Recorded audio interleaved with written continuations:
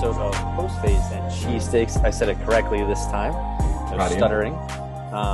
But I wouldn't be a shock if I was stuttering because of that blown away performance we had from our beloved Philadelphia Eagles. Yeah, that was, you know what? That was everything is going to be right for the rest of the week. It doesn't really matter what you got going on.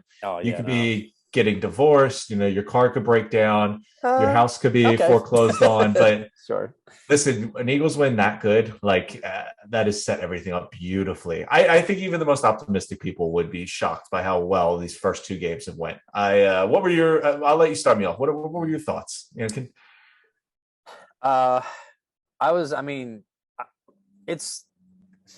feel like both of us are obviously in the Jalen Hurts camp, but we're just critical of him because we want him to succeed. We want the team to do well.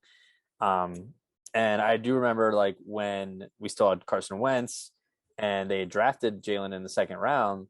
I remember texting Nick and I was like, this is a weird pick. I don't know how I feel about it because I want Jalen, though. I think he could play in the league. I want him to go to a team that he actually had a chance on. And at that time, Carson was the franchise guy. So I'm glad that we're seeing this because this was our question, right? Going into the season, is he going to show growth?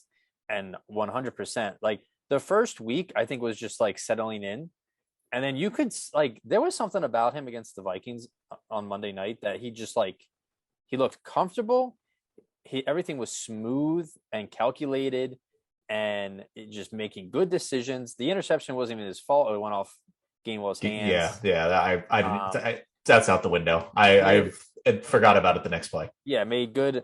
I mean, maybe there was one or two plays where he went to run and there was nothing there, so he took a sack. But that's gonna happen. That's not a knock. But I think overall Jalen played phenomenal. Obviously 300. We have 300 passing yards and 50 rushing yards, something like that. 3 touchdowns and it was everything you would hope for. I mean, you hit it on the head. This is obviously a year to see how Jalen does. Mm-hmm. He's given the starting job all year. He had all off season where he was the unquestioned starter. Mm-hmm. They got the team around him. There's no excuses about, the line's not good. The weapons aren't good. Right. Everything was in place around him. Sirianni was there for the second year with them. Everything was supposed to come together. And I got to be honest, even the most optimistic Hurts supporter couldn't possibly have imagined the season going as well as it has so far for him. He was amazing. This was the best game I ever seen him play by far. Yeah, for sure. I honestly, there was no flaws in his game at all. I know even the first week was a good game. I thought he played really well. He looked good. He looked comfortable. My only criticism was he didn't look like he handled the blitz well. He looked like he was ready to run as soon as he saw any pressure coming. Mm-hmm. This game, it was a different man. I saw him keep his eyes. His eyes were downfield the entire time. He would roll out he was rolling out not to run, but roll out to buy some time and keep his eyes downfield. It was amazing. I was shocked by how well he played. And I just, if that keeps up, the sky's the limit for this year. If he can keep this up, he was the only question mark. Yeah. Because now you see what happens when he plays well, how almost unstoppable this. Miles Sanders had 80 rushing yards, and he was looking good. Then you had even Boston Scott had a couple breakaway runs. Oh yeah, the run game is still there. Yeah, it's still strong. My favorite stat line of all this is the way that Hurts kind of passed the ball around to all of our major Goddard. AJ Brown, Devontae Smith, and Quez Watkins all had over 60 receiving yards. That's how you win games, by distributing the ball to all of your weapons. So it was a great offense all around. And let me give a little bit of praise here. I know the fans are probably hurting because we didn't get to our top 10 cornerback episode, but let me tell you, my cornerback, Mr. Darius Slay, had himself. He did. I was rocking his jersey on game night. He had more catches than Jalen Reagor. Someone pointed out. He did. Yeah, he could have realistically had 4 interceptions. He dropped 2. Oh, he had more catches than Jalen Reagor, and then he turned Justin Jefferson into Jalen Reagor. Yeah, he shut him down. What was it, 1 catch for 7 yards, 5 deflections, and 2 picks? I feel like an ongoing theme is the Eagles for the last, 15 years or so have been weak in 2 areas pretty consistently. It's wide receiver. They haven't had a number 1 wide receiver up until AJ Brown now since T.O. And the secondary is always a hodgepodge of different just rolling pieces that they somehow make work. Yeah. And then you saw AJ Brown continues to just dominate, and he still looks like just an elite number one wide receiver. Yeah. But then you went and saw a number one shutdown, lockdown cornerback, just, headlock one of the best wide receivers in the league all year or all game. There was just so many good things about that game. Like I was talking to you about this. I think they look like the best team in the NFC, and I don't actually think it's that close. Well, I mean, it's still early, but they definitely look good. I need to see like better competition, how they play. I don't know if the Vikings are those pretenders or if they're actually, going to be a good team pushing for playoffs. I thought the Vikings were a good team. I thought they were a playoff team. I mean, maybe on this paper, but they look maybe I don't know. Maybe this changes my mind a little bit, but I thought that the Vikings were definitely a playoff team, but they got destroyed. If I had to nitpick one thing about the game, it's two things. One, and this is what I like though. Like Jalen admitted it. I think AJ Brown said something about it. That they let off the gas a little bit. And, they need to keep focusing on that. Like Jalen, I watched a little bit of Jalen's press conference, and he was very like, he was happy about the win, but he was very like, there's still more work to do. There's like this and that. Like, so he's everything off the field, and the leadership with him is perfect. So it's just a matter of the consistency we're seeing at quarterback. So if he plays close to how he played, Monday, we're in. I mean, if he can keep that up, I mean, he was your only question mark on a loaded team. Yeah, but I will say that the pass rush still worries me. They're not really getting home. And I mean, we did play against two pretty solid lines, but still, you want to see them beat those. Going off that, can I just ask, because I don't know if this is, I mean, it gets ignored because the game was so good. Why is I see Hassan Reddick in coverage more than why? What is the point? What is the thinking? He got beat on a touchdown, didn't he, or something? Why is he even in coverage? That was not the reason we brought him in here. He was a $15 million a year guy to rush the passer. Derek Barnett is out now, and yet somehow I see Reddick in coverage more. That one I don't get at all. Doesn't make sense to me. Yeah. That's. I mean, little critiques. I think you were right about the other thing I wanted to get on was you're right. What they took their foot off the gas. I was wondering right at halftime, right before the half, they had the ball. So minute 21, they had 3 timeouts. Yeah. You just had 3 drives go over 80 yards, and they look so passive and showed no urgency. They ended up getting a field goal, which, hats off to them because the pace they were moving at, I didn't think they were going to get anything. But listen, like, I know that we don't think Jalen Hurts, when you think about him, you don't think of him like, Herbert, Mahomes, run that 2-minute offense real quick, kind of. But, dude, the way he's playing, spice it up, man.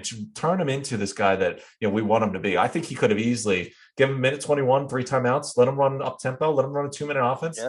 As good as he looked, I think he would have had no problem with that at all. I didn't really understand. And then obviously Reddick in coverage doesn't really make sense to me. 2 minor little quips about coaching. And then the other thing, which is bugging me a lot because this was a problem last year, and I don't know if this is coaching or Jalen. Again, we had 3 ineligible men downfield penalties. We had that last year a lot too. Yeah, it's a habit. I want to say it's a matter of Jalen not getting the ball out as quickly as it's supposed to be, because it's got to be like a bang bang thing. But yeah, I also think that the refs know that the Eagles run plays like that, and they're like purposely looking for those. Oh, those refs were terrible too. They were nitpicking everything. Yeah, no, those refs I thought stunk. I mean, I'm pretty sure the Vikings got an ineligible man down the field as well. So they did, yeah. They were definitely just like calling everything. So yeah, no, I mean, other than that, I mean, there was really like this game was incredible. It exceeded all expectation. We were like, let me just tell you this: through 2 games, they are top 5 in the league with points scored per game. Yeah, 31 points per game. They got average so far. They lead the league with 470 yards per game, and it's really not even close. I think the next team's like 421. They move the ball with no issue at all. Jalen looks great. Supposedly, like really good defense in Minnesota, right? Like they're Darius Smith. Yeah. They got some. I mean, Harrison Smith, Pat Peterson are a little washed, but they're still really good players, right? Yeah, that secondary looks really rough. I think they're relying a lot on veterans. Very deep coverage they were playing. They looked like the Eagles from last year when they were just letting everything, short go across. So, I mean, how many times do we see a receiver just run across a slant or whatever and getting... To be fair, I did think that watching that game, I was like, this is literally watching Gannon last year. He makes no adjustments, and they're just playing 15 yards off the ball and getting cooked. Yeah. I will say, we give props to all the players, obviously, but give props to Steichen, the offensive coordinator. He's done a really good job since, because they said he took over play calling, and that's when we started winning those games last year. So good on Sirianni too, to like emphasize just being the coach and managing everyone. And then Gannon,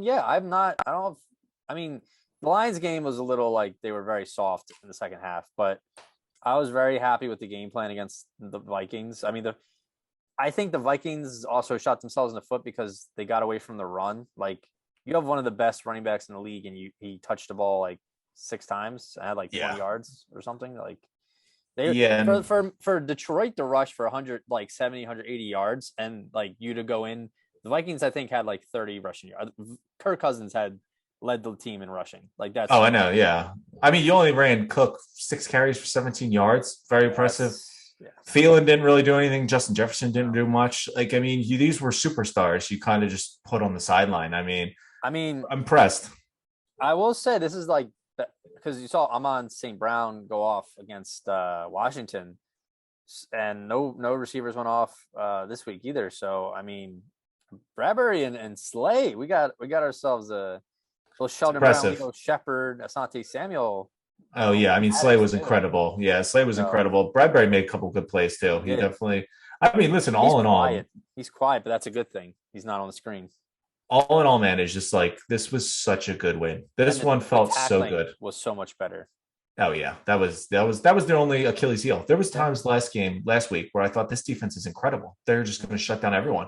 And then they would forget how to tackle for 2 or 3 drives. And then that's why we gave the Lions almost 35 points or whatever. So I think they corrected that. I mean, you held the Vikings, who I think is a much better offense, to only 7 points. So I will excuse the week 1 lackadaisical tackling approach.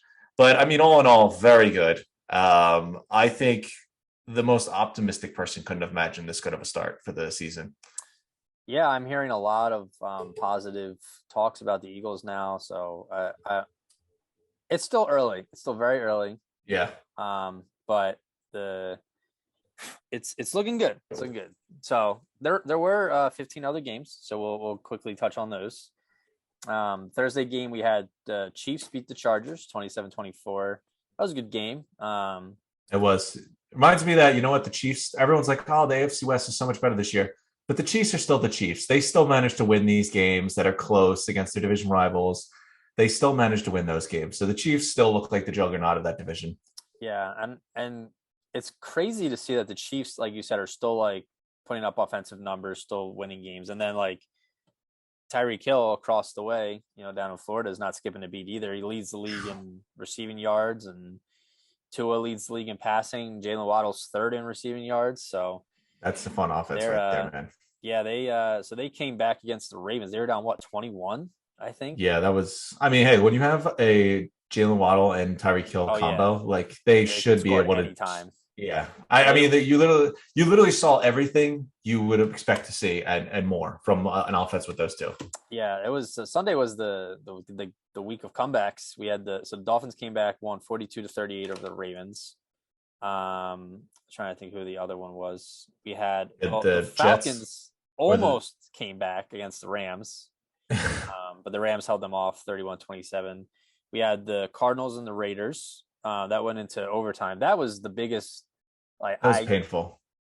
I don't understand how the Raiders lost that game. Like, they had everything going for them, and then they were like, the Cardinals had the ball in the end zone. It felt like for like 4 quarters, and they just couldn't score. And then there were penalties and this and that, and like the fact that the Cardinals came back and won that is stupid. But I was getting ready to just rip Kyler Murray because like he just didn't look good. The team didn't look good. Yeah. They had no business winning that game, and then the guy was doing a couple plays that I'm not even a Raiders fan. It was driving me nuts. Like seeing him just scramble back and forth, upside down, spinning around. And you're just like, dude, just go down. And somehow he kept on getting out of it and making plays. In a game, you're right. They just had no business losing. That was a tough one. Really, I mean, it was a tough week for certain fan bases. Yeah, and then the other comeback, I don't remember how many points they were down, but the Jets beat the Browns 31-30. That one hurt. Yeah, it's rare. It always happens, I feel like, at least once a year where there's a player who scores a touchdown and then with like, a minute left, and then the other team happens to get the ball back, and then it like ruins everything. Great for my fantasy team that Chubb scored, but obviously the Browns ended up losing because they just got the ball back, went down the field and scored, and then won the game 31-30. But that was tough. I mean, Joe Flacco is third in the NFL in passing yards. Yeah, what year is it? It's a very odd year. Tom Brady's struggling. Joe Flacco's out there balling. Jalen Hurts, who no one was really sure on, is out there balling. Tua looks good. A lot of surprises. You know what? I feel bad that Nick Chubb's name is even getting mentioned. He's like, oh, he didn't fall down or whatever. Like, dude, you were up by like 2 touchdowns. Amari Cooper dropped an onside kick. Your defense just forgot how to cover. Yeah. Like, there was just so many other moments of like players just doing a terrible job. Don't get on the one guy who actually did something positive, But, nonetheless, brutal. I can't believe seeing the Jets do it, too. That's the other thing that drives me nuts. I'm, like, so used to seeing the Jets and Dolphins just wallow in their own self-pity. And here they are coming back in incredible fashion. Yeah. Some other not as exciting games. We had Patriots beat the Steelers 17-14. We had 2 former Eagles making plays. We had Jalen Mills had a pretty big interception. And then Nelson Aguilar he Randy Mossed one of the Steelers cornerbacks and scored a touchdown. So that was insane. Look at them. There's good to see Nelson doing his thing. Yeah. They surprised 2-0 Giants and beat the Panthers. So you were really riding them for playoffs. Yeah, they're looking rough. That is not looking like a good pick so far. They shouldn't have never lost in week 1, but that one looks tough. They're not using McCaffrey like at all, it feels like. So they're probably afraid of getting him hurt. I mean, I get that, but like, then don't put him on the field. Like, if you're not going to use him, right? But, no, I get that. I mean, give him I would say just give him 2 more weeks because Matt Rule feels the heat picking up, and he is definitely not going to go, lose more games by not using a star receiver / running back. But hey, we'll see. I mean, going off the Giants, this is a weird week where all the normal bottom dwellers kind of picked up ones. You said the Jets, the Giants, the Lions picked up a win. The Jaguars. Lions beat the Commanders 36-27. And the Jaguars, it's got like that's the most baffling game of all week. So I want to know, there has to be someone who put this, obviously there's no way to calculate everyone, but there has to be like an insane amount of people that have gotten eliminated from all their knockout pools because of the Colts losing back-to-back weeks. Because they play the first game, they're like, oh, it's a shoo-in. They're playing the Texans. They lose. Then it's the next week, you're like, oh, well, they got a rebound against the Jaguars. No, they 24-0. They couldn't even put a point on the board. That was painful. I mean, it's just, is Frank Reich in trouble here? Is he going to get the axe? I mean, last year Carson Wentz took all the blame for that collapse last year. But now you got a new quarterback, new veteran quarterback for the first year against the Jaguars again, and again you're getting embarrassed. So, I mean, the one game against the Jaguars cost Carson Wentz his job, I think, from last year. You see it again. I mean, I have to think that the pressure's starting to heat up on Reich if things don't turn around. I mean, you see, him and Rule in a weird situation. They seem to be changing quarterbacks every single year, where it's hard to get a real feel. That's weird, but But I mean, hey, Frank's got no excuse though, because he brought in a guy that he's worked with before, had success with before, and then you brought in a guy that's been around the block, very good, proven to be good. Matt Rule's getting Darnold and Baker, just the bottom barrel of the 2018 draft class. Yeah. Buccaneers still pulled out their win 20-10. They're still 2-0. 49ers lost. Well, thank God they re-signed Jimmy G because they lost Trey Lance on a broken ankle, so he's out for the year. But they beat the Seahawks 27-7. That's actually pretty ridiculous. How well things line up for Jimmy G. But listen, this team's pretty good when Jimmy G plays. It's just he does get hurt quite often. Yeah. I mean, they're still a good team. I think their season's still on track. Jimmy can win some games. Yeah. But I want to take a moment because, as I tell you, my favorite matchup in the NFL is Mike Evans versus Marshawn Lattimore. And can I just say, again, it did not disappoint. These guys, I saw Adrian Peterson and Le'Veon box each other the other day. Yeah. Someone just needs to get as much money possible and just get these two in the ring together. Let me see it. That's what I want to see. I want to see Evans versus Lattimore, a true grudge match. These guys hate each other. This isn't the first time that Mike Evans has come out of nowhere, unprovoked, to just clock Marshawn Lattimore. It's just beautiful. I just love the rivalry. I love the hatred. And I love that they're going to play each other again later in the season. it's can't miss TV. It really isn't. Yeah, I saw I think it was like NFL memes or something. They had a video. It was like anytime it's Lattimore versus Mike Evans, it's like when in Family Guy when Peter was fighting the chicken. Like every time they see each other, just fisticuffs. So. Yeah, I love the camera got them Mike Evans like lip reading like, yeah, that's Tom Brady or whatever. Yeah. No, get out of here. That was Marshawn Lattimore. He could have hit his own teammate. You would have came over and clocked him. I know. It's funny, but that's good. It's good to see. Good to see. Great. I love it. What else happened? The Broncos are. I don't know what's going on with them. 16-9. They barely beat the Texans. Man, Nathaniel Hackett. It looks like he looks rough. He doesn't. He looks terrible. Yeah. Yeah. He looks like he's a year too early for this coaching job. But we'll see if they got a lot of talent still. So they just got put all together. I know. It's just. Don't know what's going on in Cincinnati. They're 0-2. Somehow lost to the Cowboys and Cooper Rush. It's upsetting. But that was definitely a game they had no business losing. I will say I happened to, I guess because we're east. Well, I'm in the East Coast, Philadelphia market, but I had the two worst games on TV on Sunday. It was the only games I could watch were Giants and Panthers, and then after that it was Bengals and Cowboys. I was like, this is garbage. Like, let me get some real footage. There was a couple good games this week too. Got to get on that red zone, man. That's especially, you know what? Red zone's the greatest when the Eagles aren't playing. That is my favorite time to watch red zone. It's just you put it on if 1 o'clock games where the Eagles aren't playing. Let me get on red zone. That is the like sneaky best part of being on national TV for the Eagles. I am shopping around trying to find a new like good sports plan for TV and stuff. So if anyone has any good NFL recommendations, send us a DM.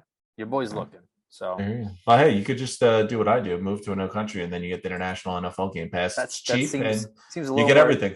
A little more expensive than just the subscription, but yeah. Yeah, but you save the money on the subscription. You get red zone. Yeah, it'll help your moving costs. Oh yeah, of course. I'll sleep on your couch. Yeah. Yeah. So we had Packers took care of the Bears. Aaron Rodgers still owns Chicago. Good to see.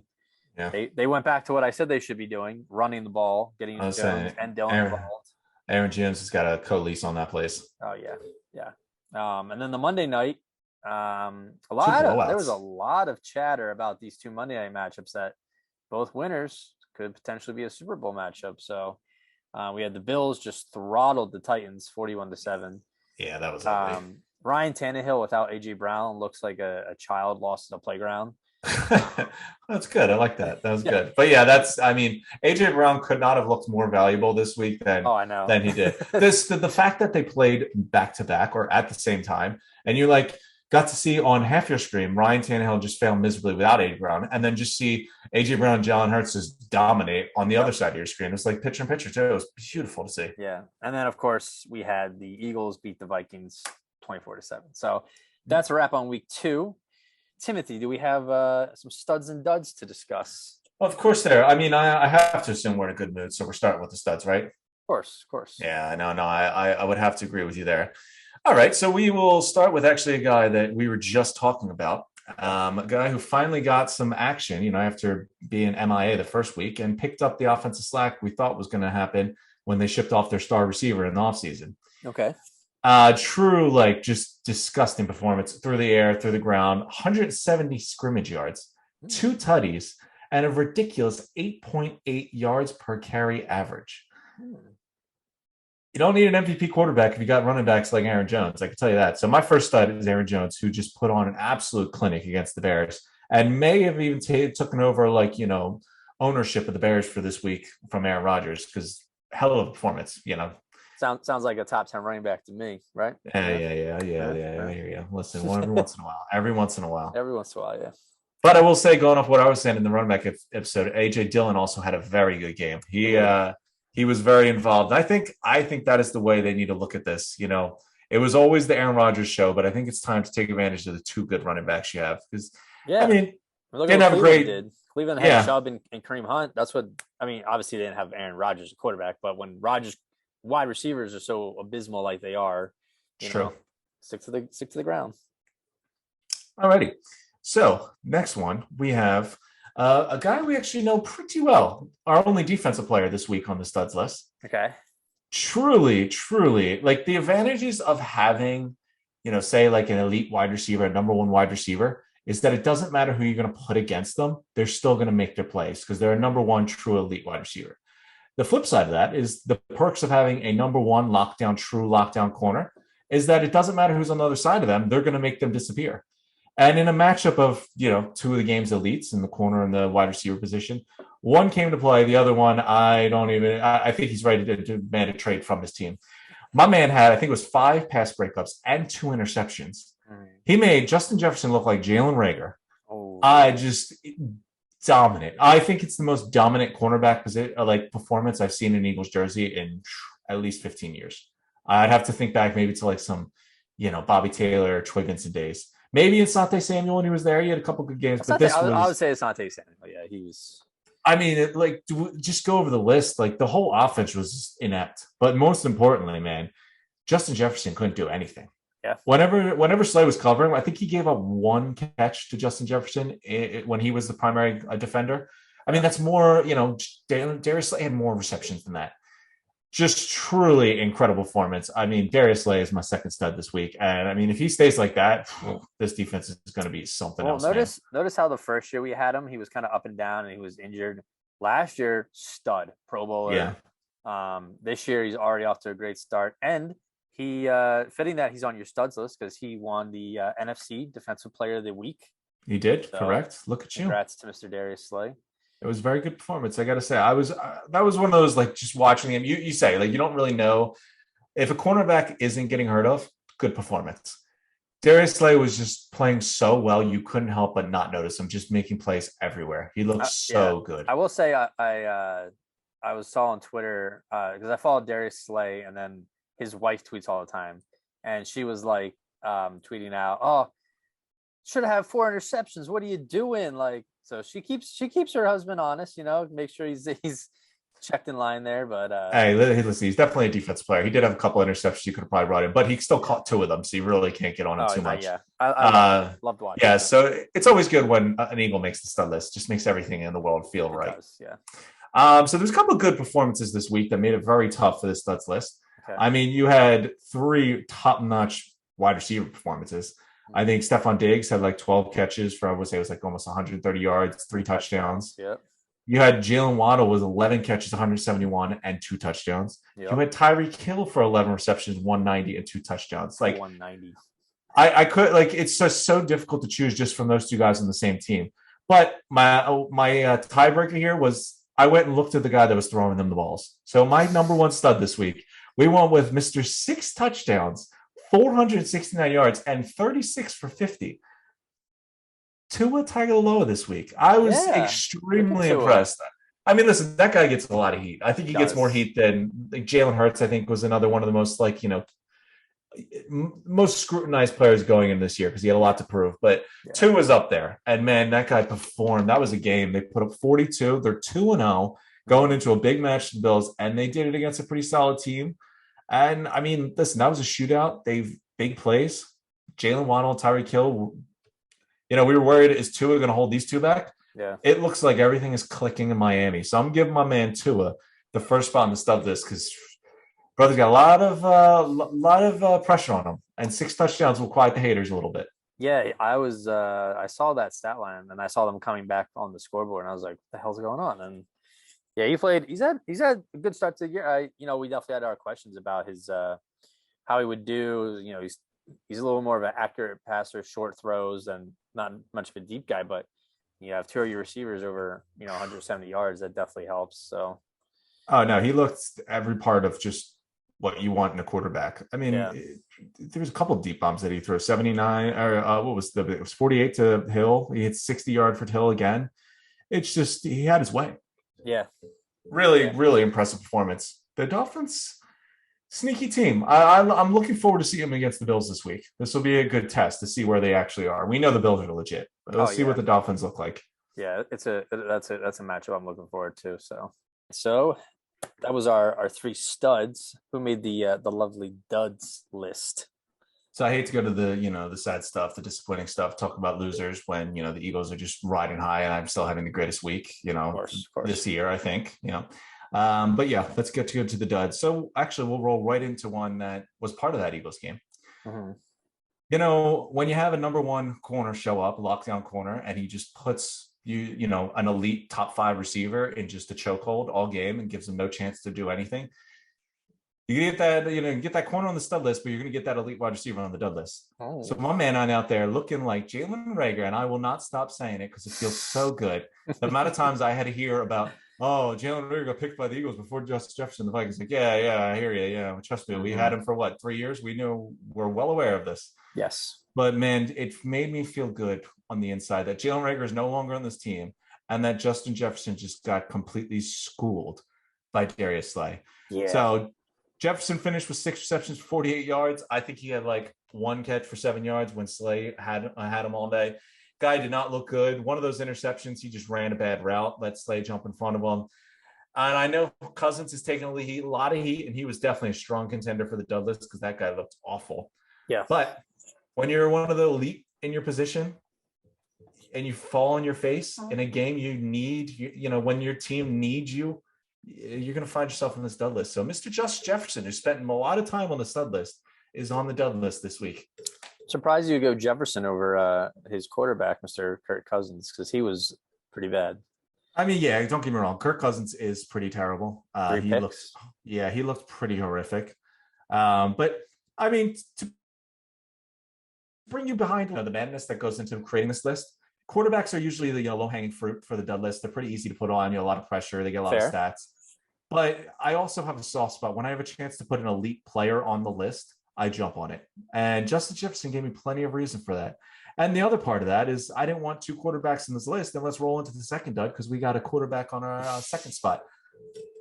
So tell me if you heard this before. Okay.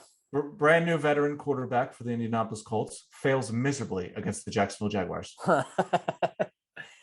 That sounds a little familiar. Did it happen last year? Yeah, it happened just last week too. And don't get me wrong, Kirk Cousins had a horrific game.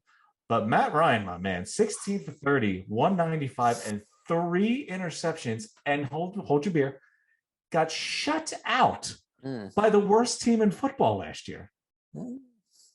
Like, and it was like, look at the last 3 games the Colts have played. They've gotten beat embarrassingly 2 of those games by the Jaguars. It's just really rough performance. I mean, the guy just looked uncomfortable. He looked terrible out there. Yeah. Nothing was going his way. Again, I was thinking, now this was another tough one because the superstar on that team, he didn't show up either. I mean, they kind of gave up on running him. He only had 9 carries. True.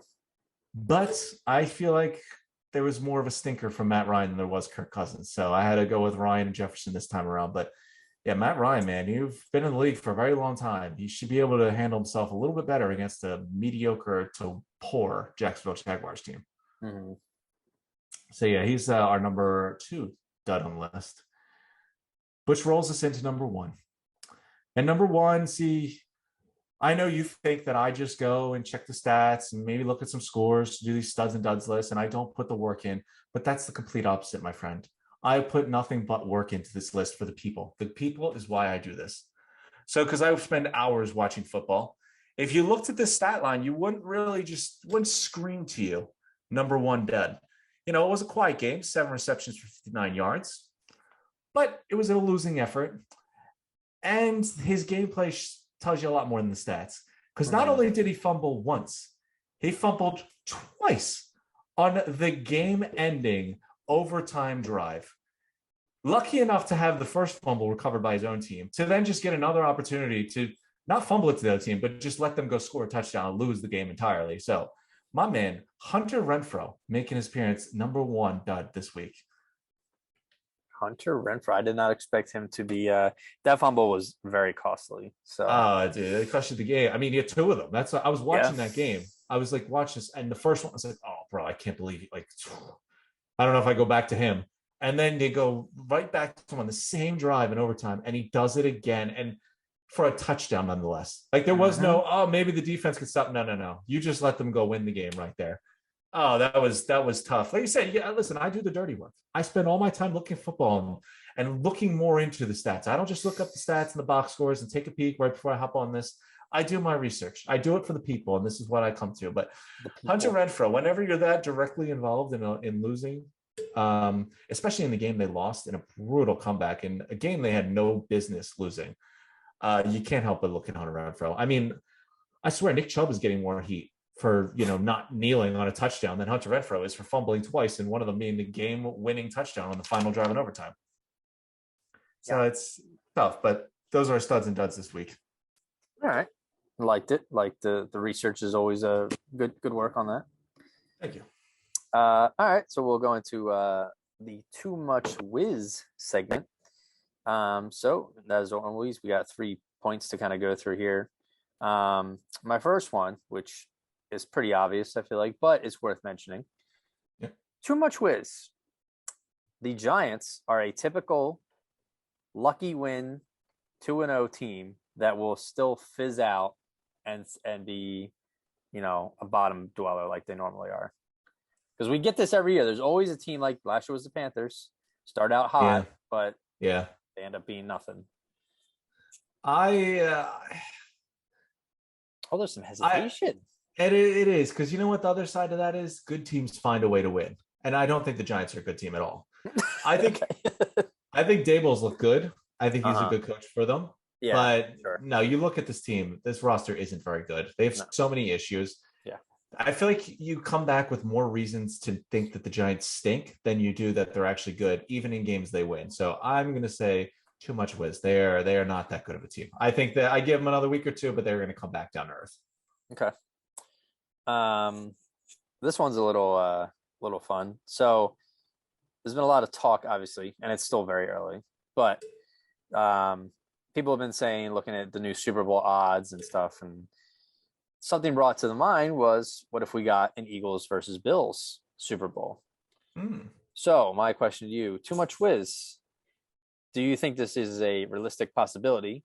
And what are the chances that the entire East Coast gets burned down and put on a lockdown because of the chaos that will spew from this matchup? Yeah, no, I can first say that the National Guard will be called in. Yes. You're hearing not to get political. You're hearing Putin, having the draft or mobilizing citizens, or I don't know what the hell they do over Russia, but expect that if that Super Bowl happens. Like the National Guard will be mobilized. They'll do whatever they need to do. All tables put in security. Yeah, it'll be a time though. But I'm gonna say not too much whiz. Okay. I mean, I think I'll save it for when we get to the power rankings. But I mean, I think everyone in the country agrees the Bills are the best team in the football. They were going into it, and they've given you no reason not to after they just smack the Titans. Mm-hmm. But I mean, I mentioned this earlier. We talked about the Eagles, man. For the first 2 weeks, the Eagles look like the best team in the NFC. I think the NFC is a very weak conference. I could argue it. The Bucks are there. Brady in the offense doesn't look great. The Rams are still shaking off the Super Bowl hangover. The Niners are now changing quarterbacks. Rodgers, it was a good game. They had Jones out. But, there's a lot of question marks around a lot of teams. I think through the first 2 weeks, the one team in the NFC that hasn't given you any question marks are the Eagles. I mean, their biggest question mark was Jalen Hurts coming to the season. He's looked incredible. He's looked amazing. Better than I think anyone is expected. So I'm saying not too much whiz. I think you're talking about the best team in the AFC and the best team in the NFC right now. Okay. So this one's got a little bit of a little spicy cheese, a little spicy queso, if you will. It's just something I noticed from past 2 weeks. We had Josh on for wide receivers, and he made a insane claim that Deontay Johnson is a top 10 wide receiver. Yeah. And then we had Fleury on for running backs, and he made an outrageous claim that Derrick Henry is not the best back in the league, that he's on the decline. He's only going to get worse from here, yada, yada. Deontay Johnson's numbers aren't there, but he's had some very big time catches so far these past 2 weeks. Yeah. And Derrick Henry is having a very bad start to his year. So my question to you, too much whiz. Do our guests actually know what they're talking about? I mean, for a while there, we kept the standards so low. We were just basically taking anyone with a pulse. Listen, Deontay Johnson, I said when we did it, I didn't think he was a top 10, but he was in that 12 to 11 area for me. Yeah. And I was hardly going to put a wide receiver in the top 10 that had Mitch Trubisky throwing to him. Also true. But I mean, yeah, I'm not really surprised that Deontay Johnson still looks good. But mind you, he only had 57 yards and 6 receptions. But yeah, no, the numbers I aren't think he's there. talented. But yeah, he's made some big time catches. I'm not ready to have the funeral for Derrick Henry yet. Yeah, not yet. I think, I mean, this offense, you're seeing how important AJ Brown is to that offense. I mean, it's going to be adjustment now. I mean, every team was selling out for the run anyway, but now they have no one to worry about at all in the passing game. I thought Traylon Burks looked pretty good, so maybe as he comes into his own, maybe they can even it out a little bit. But I'm not writing off Derrick Henry yet. I think the offense has to adjust. They have to, come up with a different strategy than just run Derrick Henry 30 times a game and throw to AJ Brown on play action. But I mean, we'll see. He's been onto a rough start. The running backs around the league. Jonathan Taylor had a stinker this week. Dalvin Cook was just non-factor against the Eagles. Derrick Henry had a rough week. Not a great week for the running backs. Christian McCaffrey wasn't much of a factor. I think he did have like 100 yards total, but you get what I'm saying. Yeah. All right. So that is our Too Much Whiz segment. So now we go straight into our power rankings. So this a little bit of movement here. Let's start at the back end. Number 10, we have the San Francisco 49ers back in. Yep. Number 9, we have the Ravens dropping back. They did score a lot of points. They did still look good, but they obviously blew that lead to the Dolphins. But yeah, that defense performance is pretty. Yeah, once their defense gets situated, they'll be a good team. But they got some question marks. Yeah. Number 8, we have the Packers. Looked like the Packers, so they hop right back into our top 10. The Dolphins are 2-0, looking flying high. So we got them at 7, since they, weren't on this list before. Number 6, we have the Rams. They won, but the last 2 weeks have been very questionable. Could still be Super Bowl hangover, but they need to get their stuff together. I think they'll figure it out. I mean, listen, good teams find a way to win. They in a game that they were almost blew the lead to the Falcons, they still ended up pulling it out at the end. So what are you gonna do? Number 5, we have the Chargers taking a small step back. I think they're still a top team, but they definitely showed. I mean, I don't know. Herbert got smacked around too. So, but I will say, I think a interesting bet on Defensive Player of the Year is Khalil Mack. I think Khalil Mack looks very good. I think he looks rejuvenated. I think he's gonna end up, way over 10 sacks this year. So we'll see. He's got to be thrilled playing across from Bosa. It's probably the best bookend combo he's had his entire career. He has looked really good. He was actually in strong consideration for my stud list up until I saw Darius Slay just put the ghillie lock on Justin Jefferson. It was just insane. But yeah, no, he's looked very good. Yeah. This team, very excited to say, coming in number 4, the Philadelphia Eagles. So I don't know if we've ever had them this high in the 3 years we've been doing this, but probably not actually. So that's exciting. I've seen them as high as 3 and as low as 8 in power rankings on ESPN, CBS, NBC, whatever. So I mean, we're saying I think they're in that talk of best. They're top 5 right now. Yeah. I think that their performance wise, I think they've looked better than the Buccaneers. But I think the Buccaneers are their offense is in a little bit of shambles with the injuries and half their line I think is hurt. Their receivers are all missing. Yeah. Brady looks a little bit long in the tooth. But they'll figure it out on offense. That defense is going to carry them for a while. That defense is nasty. I think that makes them look like a better team. I mean, the offense has so many injuries. Their line, their wide receivers are all missing. Brady's Brady, though. They'll figure that out. I'm not worried about that. The defense, man, is suffocating. If they play defense like that, Brady's going to show up. Yeah, they look good. And then pretty clear cut. Chiefs at number 2, and the Buffalo Bills coming in number 1. By far the best looking team in the league. No surprise there. Yeah, that's our power rankings. Glad to have our hometown team in the top 5. Feels good. Hey, listen, they pull off another win. See you, Brady. We're going top 3. Top 3. All right. So getting on to our week 3 picks. Like normal, we'll do you do the first game, then we alternate. And I'll pick first, so on and so forth. So Thursday's game, we have a bit of a doozy. Pittsburgh at Cleveland. Who you liking? Oof, this one's tough. I mean, Thursdays are always tough. You're like, you never know who's playing, who's not. I think Clowney's been ruled out. I think Myles Garrett's questionable to play. It doesn't look good for them. You're going to miss two of their best defensive players and no pass rush. So I'm going to take the Steelers. Okay. I think that the Steelers defense is going to give Brissett problems, and I just feel like the Browns defense isn't going to be up to par and healthy enough to win a defensive matchup. So I think the Steelers pull this one out. All right. I gonna agree with you there. I think Cleveland is looking a little rough to start the year, so I'm gonna go with Pittsburgh as well. Next game we have Houston at Chicago. Yeah, another interesting game. I'm gonna go Chicago here.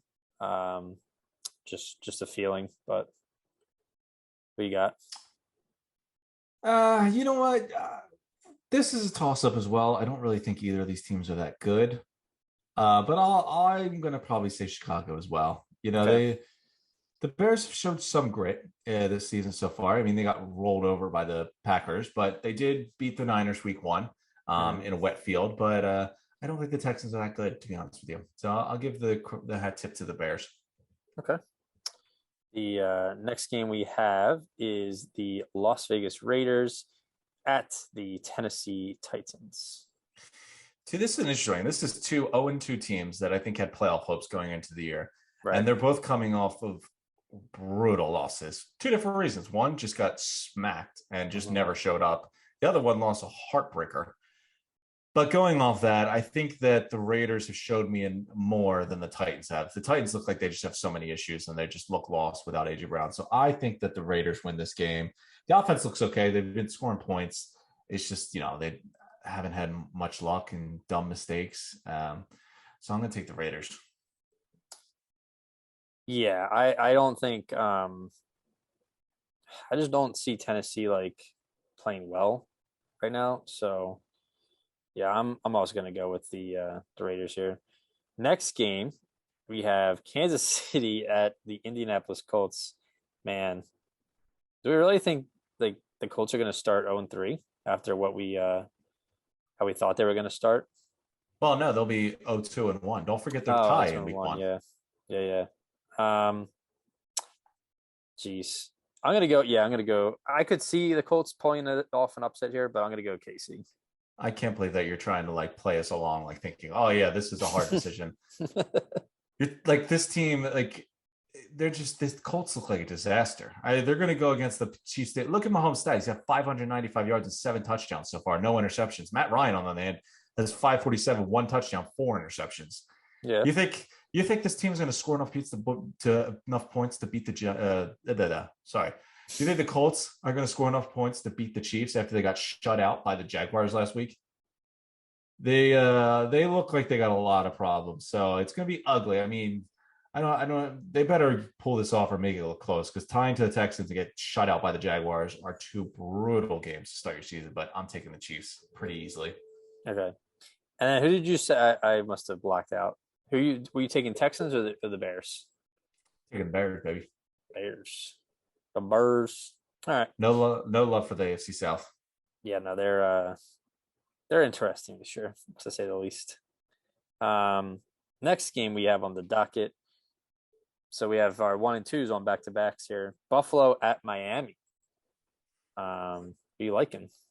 This one's going to be fun. I am excited to see this game. This is going to be a good matchup test. But, I mean, listen, the Bills are the best team in football. They were entering the season. They've proven that to the first 2 weeks. They are just on the run, mobilized good. The Dolphins are still, playing really well. I mean, they're 2-0. But they're still young, new players. They're still finding their way. I think they make it close, but I don't think they're going to win this one. Maybe later in the week or later in the season when they play again, maybe it's a little different, but I just think you have a Bills team that are just absolutely rolling. I don't think the Dolphins beat them this time. Okay. So Buffalo. Yeah. I agree. I'm not going to take 10 minutes to talk about it, but I'll take Bills. Fair enough. Next game is Detroit at Minnesota. So this is tough. I want to ride the Lions, but I think Minnesota needs a rebound game for as bad as they played. But if anything, I've learned in the first 2 weeks of the NFL that teams that should win off a bad game don't always actually come through. But I'll take the Vikings here. Have them bounce back to give Cook the ball, get back on the ground game. So I'm actually surprised. This one surprised me because I think the Vikings, last I checked, were like a 7.5-point favorite against the Lions. Okay. Which just like, I mean, the first 2 weeks, the Lions have looked pretty close games, legit. Respect. They looked pretty good. The Vikings just got their ass handed to them last week. That score, the game was a lot, wasn't as close as that score made it seem, and it was 24-7. I don't see all the confidence in the Vikings. There was a lot of issues there. So I'm going to say the Lions pull sneaky one here. They go to Minnesota. They pick up a big win. All righty. I like it. Next game is the Baltimore Ravens at the New England Patriots. Oh, this one's tough, but I just don't think that the Patriots are going to be able to score enough points to keep up with the Ravens. I mean, yeah, they lost last week, but they still managed to put up, I think it was 38 points. They've been scoring plenty fine. They 38 points this week. They had 24 the week one. The Patriots on the hand haven't showed much confidence in the score department. So I think that the Patriots should not be able to keep up with Lamar in the offense. So I'm going to go Ravens. Okay. Yeah, I'm going to go Baltimore as well. Next game, Cincinnati at the New York Jets. I think the Bengals get their little rebound game here, get a W in the win column, and try and fix the season. It's very early. They can still, make it back. So starts in New York or Jersey. I definitely think this is, as you say, get right game for the Bengals. The Jets have looked pretty okay in spots this year, but the Bengals need this one. Yeah. And you get the honors of picking the next game first. We have our Jalen Hurts and the Philadelphia Eagles visit an old friend in Mr. Carson Wentz, now quarterbacking the Washington Commanders. Who do you like? I'm excited for this one. I am excited. I thought the Vikings were a good team, but this will be a good measuring stick as well. The Commanders have been scoring some points, 27, 28 first 2 weeks. Wentz is second in the league in passing yards. So yeah, Wentz has looked pretty good. But I mean, we just spent like the first 30 minutes guessing up the Eagles and Jalen Hurts. I'm not going to go picking them to lose the Commanders. So give me the Birds, baby, 3-0. All righty. Yeah, I'm going Eagles. No questions asked. Next game, we have New Orleans at Carolina. And I'm feeling the Panthers. I think they're going to give McCaffrey the ball and put New Orleans to sleep. So, you're such a. I mean, if this is my moment, because I took the Panthers to start the year, so I was like, I have to ride them out. First win. This one's a tough one. I mean, this could go either way, but I'll take the Saints. Okay. I think they come out with a little attitude after a tough game against Tampa Bay. Low gabagoo. Yeah, and I mean the Panthers. I've not seen what I was hoping to see when I picked them in the playoffs this year. Okay. Yeah. But hey, I mean they started 4-0 last year, and then everything fell apart. Maybe they start 0-4 this year and make the playoffs. You never know. Let's see. Next game, we have Jacksonville at the Chargers. Be like. I'm going to go with the Chargers. Okay. They lost to the Chiefs, but they hung in there the whole way. I guess I just think the Chiefs are just still proven, kind of my argument I made with the Bills and the Dolphins. The Jags have been fun, but a team like the Chargers should be able to handle the Jags pretty easily. Okay. Yeah, I think it'll actually be surprisingly close, and then the Chargers I could see put on points in the fourth quarter to put it away. So I'll take the Chargers. Yeah, I mean, they got that extra week, too, coming up the Thursday night game. They should have no problems rolling through Jacksonville. But, I mean, hey, Jacksonville's been a fighter these first 2 weeks. Yeah. Next game, we got Rams at the Cardinals. I know Arizona came back and won, but they looked very rough the first 2 games. So I'm going to take the Rams to put them away. Yeah, I mean, Yeah, you're right. The Cardinals, even though they managed to pull out a win last week, I'm like still losing confidence at these first 2 weeks. I mean, Hunter Renfrow doesn't fumble and Kyler Murray doesn't run backwards 600 times and spinning around the like Vegas defenders. They probably still lose that game. I think the Cardinals still have some question marks. I'll take the Rams as they get back to normal. Okay. Next game we have. This is a fun game. Atlanta at Seattle. Oh, that's a doozy for you. You know what? The Falcons, they're 0-2. There's nothing to be proud there, but they've had some moments. They lost to 1 point to the Saints, and then they lost by 4 in a game they nearly came back against the Rams. So putting them against a inferior, team or a team more on their level, I'm going to say the Falcons pull off a win here, get the first win of the season. All right. I actually was going to go Falcons, but I will take Seattle instead, just to be different. Ride the Geno Smith wave. Yeah. Next game, which is we have a couple good matchups, Buffalo, Miami. But this one, Green Bay at Tampa Bay. I actually going to go a little surprise here. I'm going to take the Packers. Yeah. Packers to win in Tampa, yeah. You know what? I'll follow you there too. I also think that the Packers will pull this off. Okay. I mean, listen, we gave Aaron Rodgers a lot of crap because he's not going to have Devontae Adams this year, but Tom Brady doesn't have Chris Godwin or Mike Evans now. So, and an offense that didn't look great when he had them. Yeah. I think, we'll see. The defense looks great, but I think that Packers defense is very good too.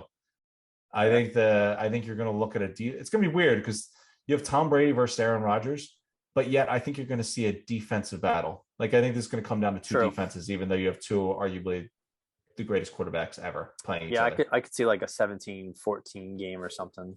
Especially for how bad the Buccaneers offenses looked. And, the Packers look good running the ball this week, but they've hardly blown you away.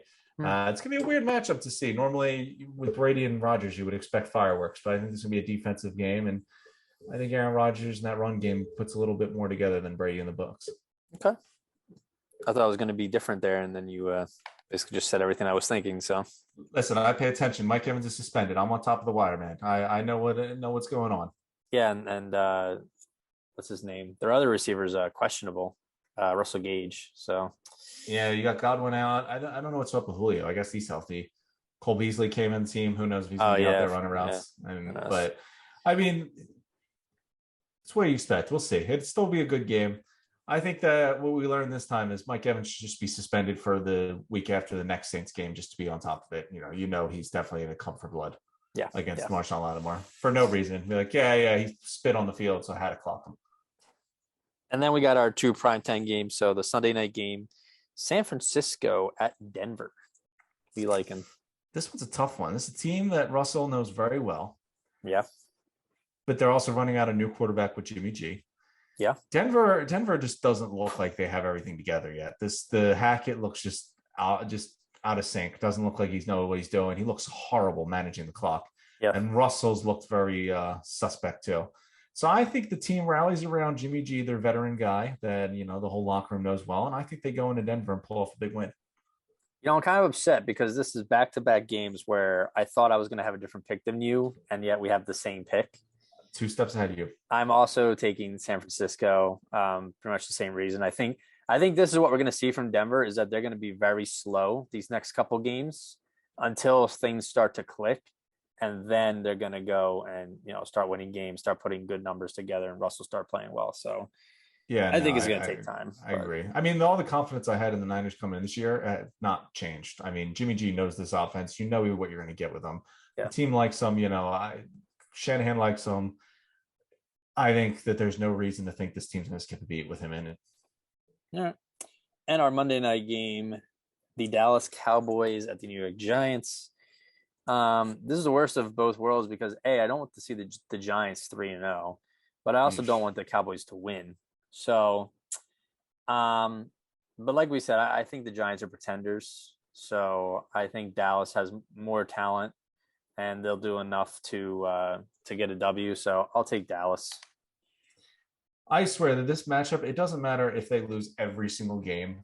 in the season. Like they will always be national TV, and it's just vile to see. Like no one wants to see the Cowboys and the Giants. They just, especially now you got Cooper Rush versus Daniel Jones. Like why do we have to see this on Monday Night Football? The game. Yeah, but you know what? I'm going to take the other side. I mean, Cooper Rush is still the quarterback of the Cowboys. The Giants are on a little hot streak. The Cowboys don't look super strong. I think the Giants steal one at New York, and they keep rolling 3-0.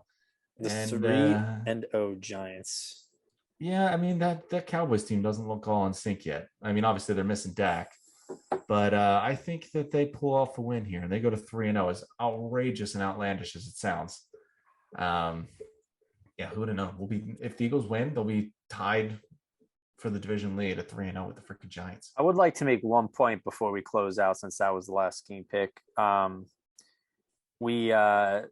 I swear that we have more undefeated teams through 2 weeks of the season than this, but we only have 6 teams that are undefeated. Doesn't that sound a little low? Maybe, kind of. I mean, I feel like it's usually like 8 or 9 by week 2, and then like week 4, it gets down to like 6 or 5. Yeah, I would say I only really noticed by week 4. Week 4 is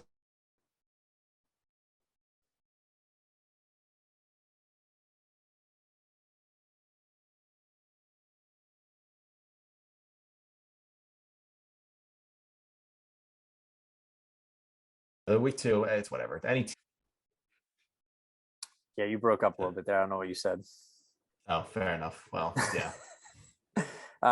We do have our guest picks today, or not today, but for the week. So we got my buddy Ben did the picks. He did some last year for us. So he's got Steelers, Patriots, Bills, Saints, Chiefs, Vikings, Eagles, Raiders, Bears, Bengals, Chargers, the Bucks, the Rams, the Broncos, Cowboys. So pretty similar. I feel like this week you and I had a lot of similar picks as well. It's the first couple of weeks. Yeah, we'll see. It's tough to go too wild because you don't know anything about any of these teams yet. Yeah, I mean, I went 7-9 week 1, and then now I'm 9-7 this last week. You were the flip flop of that. Yeah. Our guests are currently have a better record than us. They went 9-7 both weeks. So we got. I'm gonna need you to start pulling the weight. I know I've gotten us through 3 years. We have the same record. I've gotten us through 3 years now, looking good on the top 10s and these picks. But it's time you start carrying your weight. Okay. People are starting to notice. All right. Well. But yeah, I mean, I think we can happily end on the Eagles look like the best team in the whole NFC, and things are on top of the world, baby. Yes, sir. Jalen Hurts, man. Jalen Hurts is. I know it's week 2, so maybe I'm getting a little ahead of myself. Jalen Hurts is in that MVP conversation. That's him. That's our guy. Team looks good. Man. Looking forward to next week when we talk about how Jalen Hurts crushed Carson Wentz. Looking forward to it. All right. Till then. All right. Peace out.